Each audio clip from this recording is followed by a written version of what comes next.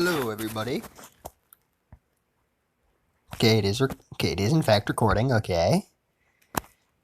So, hello. Today I will be doing part 2 of What If Izuku Was a Gravewalker. Before we get started, there's 3 things I would like to ask you. 1. Those of you who watch this, please type in the comments if you have any suggestions.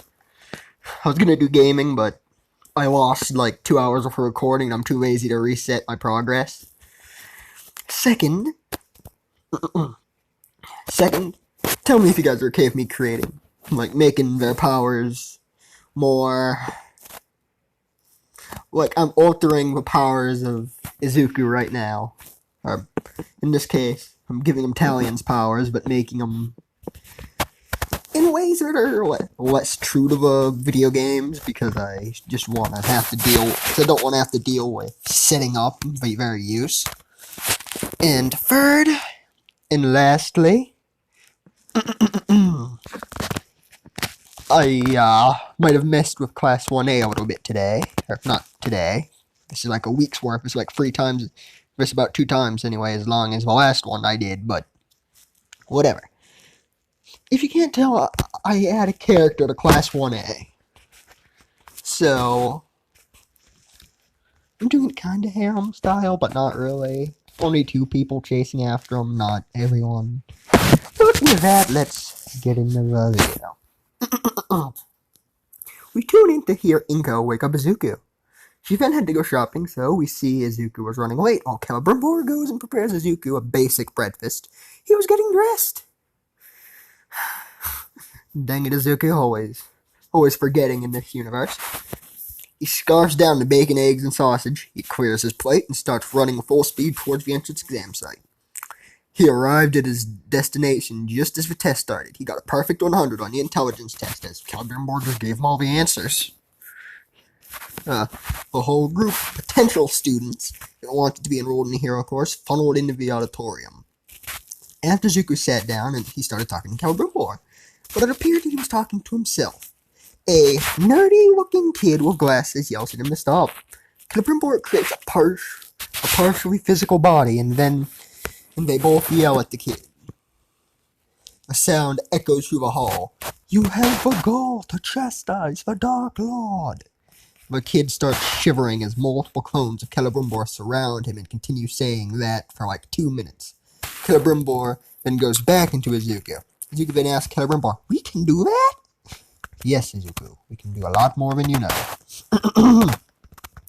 Izuku then continues to beg Celebrimbor to teach him more. Ida's just scolding him in the background. Izuku then looks at Ida and coldly says, "It seems you're being a bigger distraction than me right now, considering I'm whispering to myself and you're yelling at me. Can I hear your thoughts on this matter, mister?" Ida was stunned.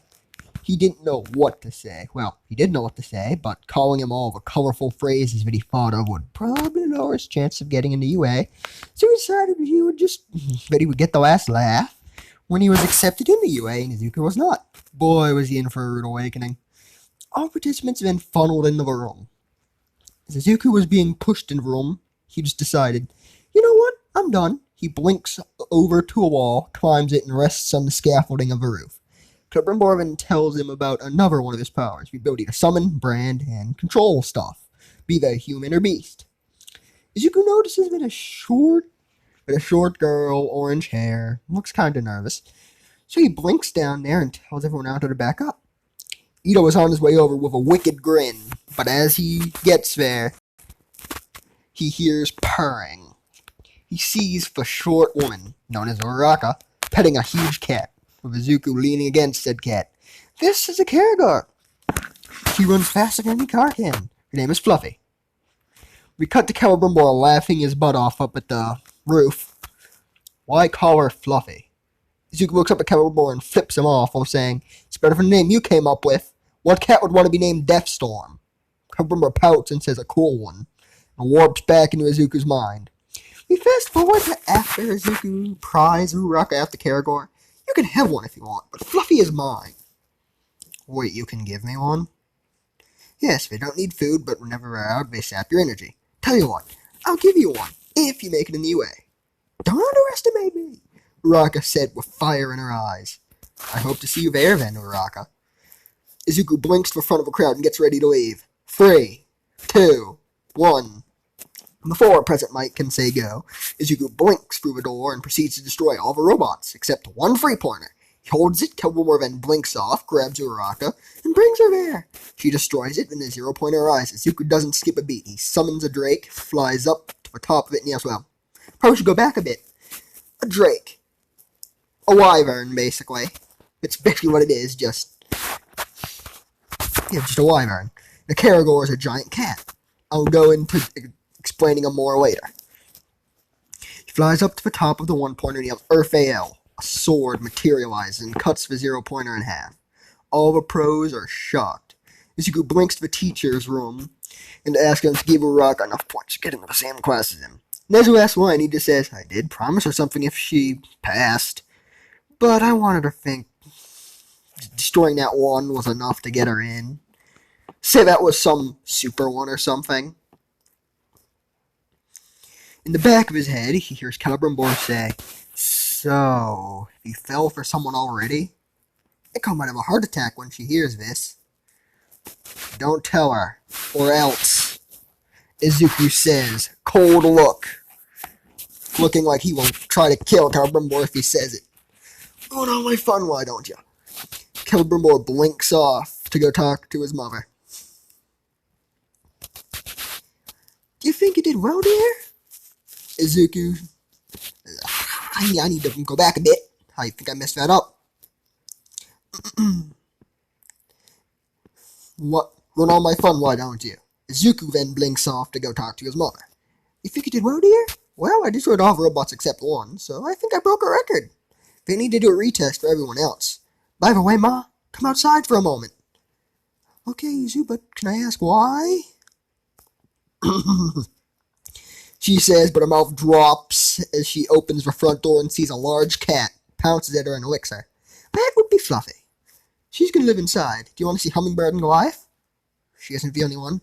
Well, I can summon another 1,000 of those cats simultaneously, but they get much weaker the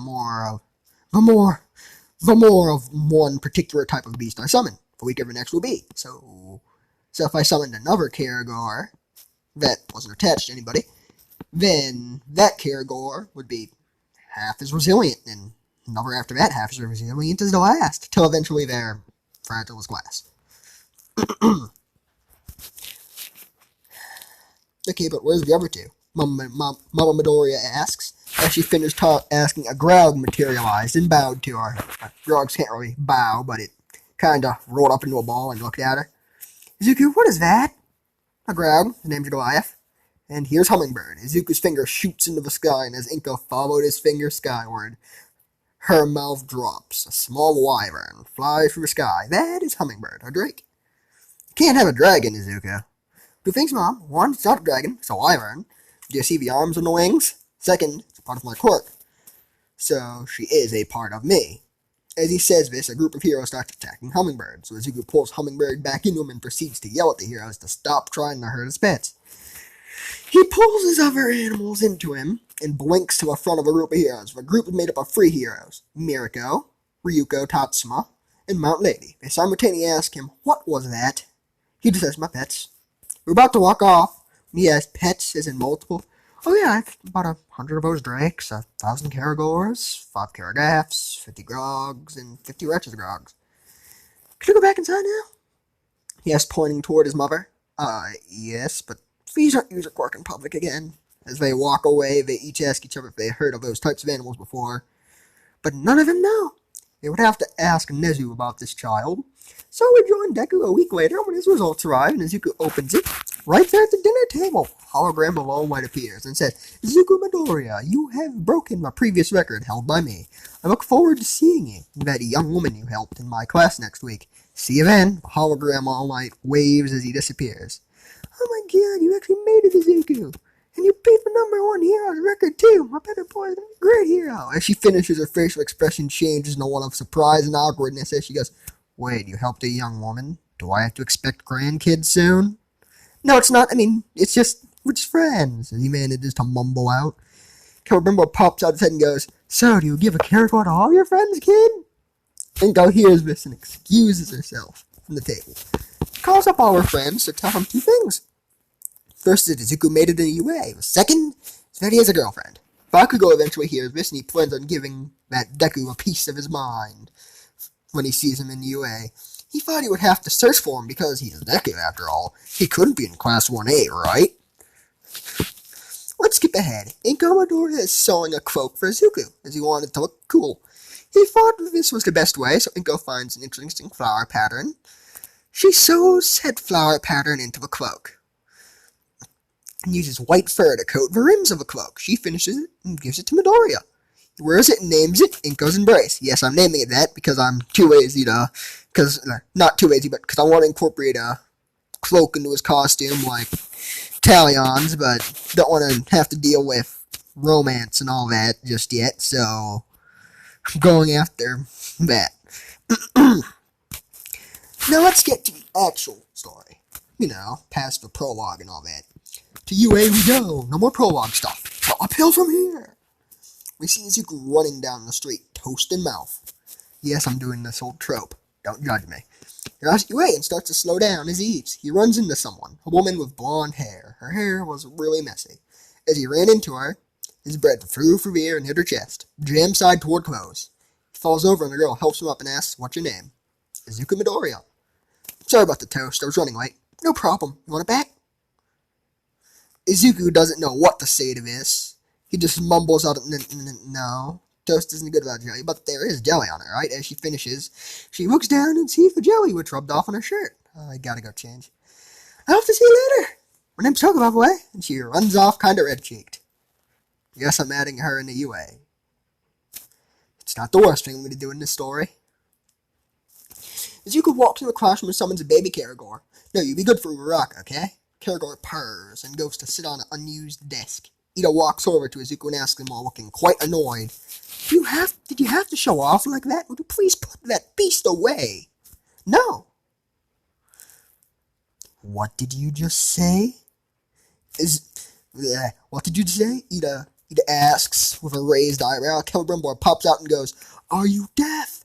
He said, "No, no, no, no," as it just echoes around the room.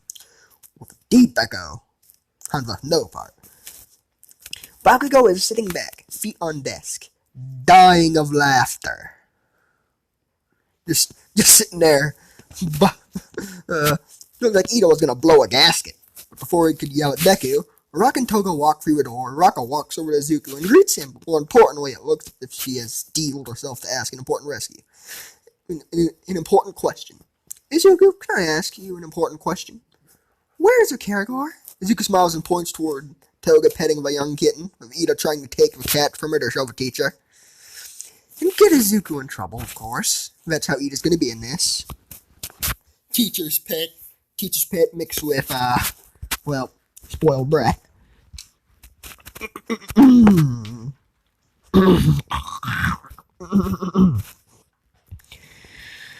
Uraraka just grins, runs over, picks up the Karagor. When she did, she felt something weird. It was as if something burrowed into her soul, forging a deep connection.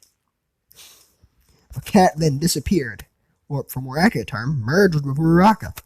But it quickly reformed itself and asked, "What was that?"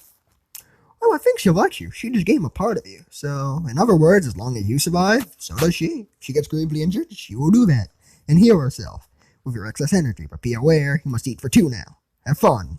Before anyone can continue, a worm-like creature appeared in the door. Before anyone could say anything, someone jumped out of it, rushed over to the kitten, and started petting it. "I usually don't allow animals in my class unless necessary, but I'll make an exception for cats." "Good morning, Aizawa," Izuku chirped out. "How do you know my name?" Or how do you know his name? The whole class acting in unison. The Deku replied, "Did you not read the envelope that came with our uniform?" Everyone, including Ida, gets confused. To prove it, Deku pulls the envelope out of a pocket hidden in his cloak. "Why are you wearing a cloak anyways? You must adhere to the dress code at all times," Ida says as he goes to tear the cloak off of Deku. Deku punches him, freezing him solid, getting an awkward glance from Todoroki. He then looks at Ida, deep in the eyes. Ida is now frozen. And Deku states, "This was sewn by my mother. And as you can see, Mr. Aizawa's quirk has no effect on me. I wouldn't be able to freeze you or summon Celebrimbor. So if you or anyone touch my cloak without my consent, I will show you the true meaning of pain. I will shatter your mind, tape it back together, and turn you into my mind slave. Because I am done with you targeting me because I pointed out that you were wrong on multiple occasions. Do you understand? I'm going to unfree you, but think really hard about what you're going to say, because I will not hesitate. You will bow to a bright lord, or you will not have a fun or particularly long life. Zuko then punches the ice, and it shatters, leaving Ida untouched. Ida looks at Aizawa and says, "You can't allow this. He just threatened me." Oh. What did he do? Sorry, I was hugging the kitten. As this is happening, Bakugo, Toda, and Uraraka just burst out in laughter, soon followed by everyone else. And Ida looks at Deku, who gives him a sly smile, and starts cracking his fingers one by one. Ida finally gives up and says, "Fine, you win, Izuku." "Well, thanks, Ida. We don't want anyone to get hurt now, right?" "I guess so," as Ida says, with a voice crack. Aizawa tells Izuku to settle down. He walks over and goes to pick up the kitten, but it hisses at him. Izuku speaks up and tells him, "Yeah, sorry about that. Her soul was linked to that animal. It will refuse to leave her side, but I can give you one." Aizawa's eyes widen as he asks. Rainier asks, "Not really. You have to eat enough to feed it. If it gets bad enough, wounds, it will go inside you and regenerate itself by using your excess energy. But it works two ways. It can heal you too." "Okay, please do." As he says this, a Karagaf kitten. A Karagaf kitten just appears. A Karagaf then leaps at Aizawa and bonds to his soul. And then returns and sits on Aizawa's shoulder. "Thanks, kid, but why does it look so much different from hers?" He then points at Uraraka's Karagor. "That be because this is a Karagaf, while hers is a Karagor. A Karagor has evolved to be really strong and defensive, while Karagafs are built more for stealth and agility. I figured it would suit you more for two reasons. The first being it fits your personality better and just fits the way you do hero stuff better. The second is that Karagors grow an armored shell at around 3 years, while Karagafs grow fluffy, fireproof fur." Aizawa says, kinda, surprised, as he starts stroking the beast's chin. "You two should name them," Izuku says. After a couple of minutes of silence, they decide on names. Uraraka yells out, "Daisy." And after that, Aizawa says, "Shadow." "Now, we are kinda late, so go to the locker room, put on your gym uniforms, and meet me outside." So Izuku blinks to the locker room, puts his gym clothes on, he then puts his cloak on over it. As he is about to leave, he spots a hole carved through the wall. This hole leads over to the opposite gender's locker room. He knows this will cause trouble, so he leaves a trap for anyone unlucky enough to peek through the hole. He blinks up to the classroom in his gym costume and starts talking to Aizawa, but Bakugo pulls him away and asks the legal question, "How did you manage to get a girlfriend?" "I take it Ma's message got to you, or at least Mitsuki?" "Yes. She yelled up to me that you had a girlfriend." "Who is the lucky person?"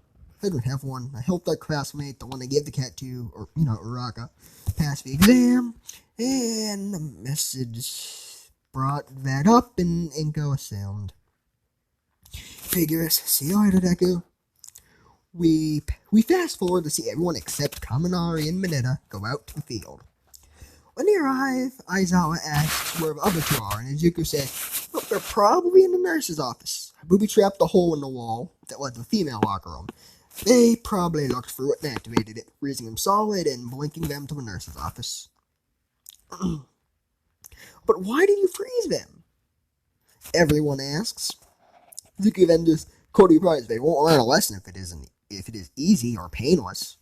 They wait in silence with the exception of the girls, thanking him. "No, thanks." Until the two arrive and get yelled at and beat down by Aizawa, Uraraka, Toga, and Momo. "Okay, stand in the circle, Izuku." "Okay." Aizawa then tosses him the ball and tells him to throw the ball as far as he could, as he came first in the exam. As he said this, Bakugo's eyes flared. You could see the rage, the fire in his eyes. How did you get first place, Deku?" "Well, I teleported very fast and destroyed all the point robots except one, which Uraraka got. I also cut the 1-pointer in half." Everyone who hadn't seen him do this laughed it off as a joke. But Aizawa spoke up and said, and just kind of went, "It's not a joke. Stop laughing." He pets Shadow as everyone's jaw drops. Izuku knocks an arrow. He readies a shot with a loud boom. It fired like a missile and looped the earth. As it was about to reach Mineta, he caught it, leaving the arrow tip less than an inch from his head. That good, Mr. Aizawa? Infinity. What? How is it infinity? Well, it lost no altitude, so it would, in theory, go on forever. Or until Force stopped it, like you just did, so infinity. Everyone else takes the test, and the only one who can compare it to her score was Uraraka, who also got infinity. Now, I'll be honest, I can't recall all those tests, so I'll just say Izuku aces them all. I know most of them were strength, speed, and stuff like that. I just don't remember what they did, so he aces them all, basically. Considering he has teleportation, super strength, and a bunch of other abilities. They all go to their next class, and they wonder who their teacher is. The door was enormous. They all sit down, and they hear a loud running from the hall. Izuku opens the door, grabs All Might, blinks him onto his podium, sits down, and says, "So we meet again, All Might. I guess you're our teacher?" "Yes, young Midoriya, but I didn't know that I was going to crash through a door." "Well, I remember you are really tall. I saw that it was you and just grabbed you and blinked." "Well, quit thinking, young man. Now sit down." I'm not going to do that voice. It hurts. They go through the rest of the day like normal. Until hero versus villain thing. When the people are picked, it's Bakugo and Ida versus Midoriya, and what's this? It seems Toga's name was stuck in Uraraka's paper, too. So All Might ask Mineta and Bakugo's team to even the power. Oh. That's not how it works. The villains go inside and set up a bomb, while the heroes are planning. Sorry, wait, made a misspell in my little script there. I'm planning. Izuku said he could just teleport in, but they said that would be kinda cheap, so Uraraka. I will be right back.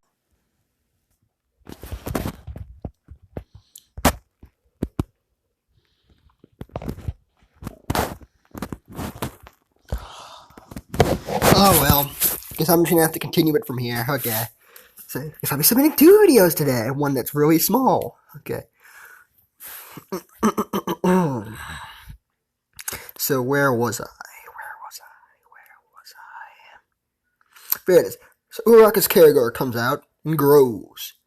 Izuku then says, "Okay, ride him under the roof." And break down through the ceiling and rush the bomb. I'm gonna go fight Kachan. But it's a straight vertical climb. How is Daisy gonna climb it? One of the best features of a Karagor is its ability to climb.